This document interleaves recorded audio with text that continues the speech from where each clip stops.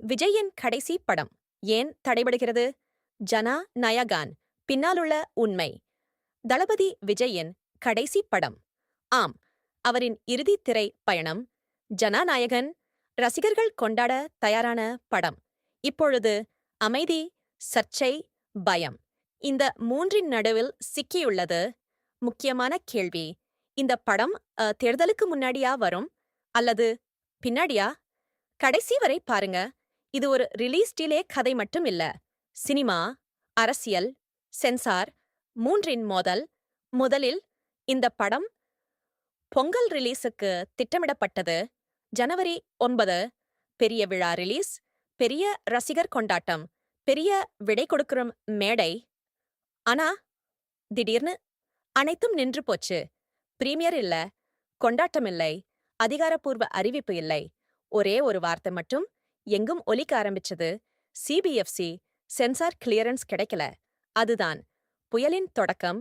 சில காட்சிகள் எதிர்ப்பு கிளப்பியதாக தகவல்.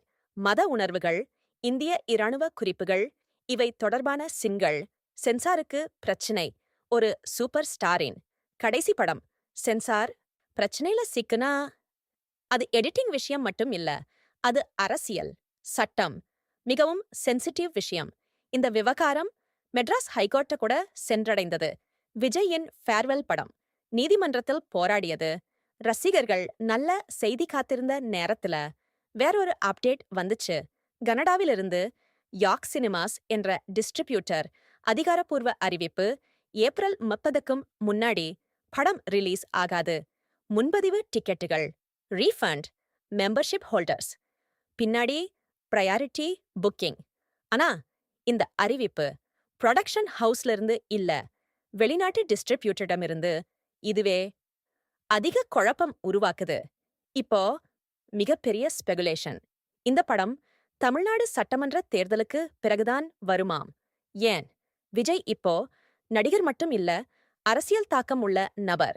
அவரின் கடைசி படம் அரசியல் சின்னங்கள் கொண்டிருந்தா அதன் டைமிங் பொது மனநிலையை பாதிக்கலாம்.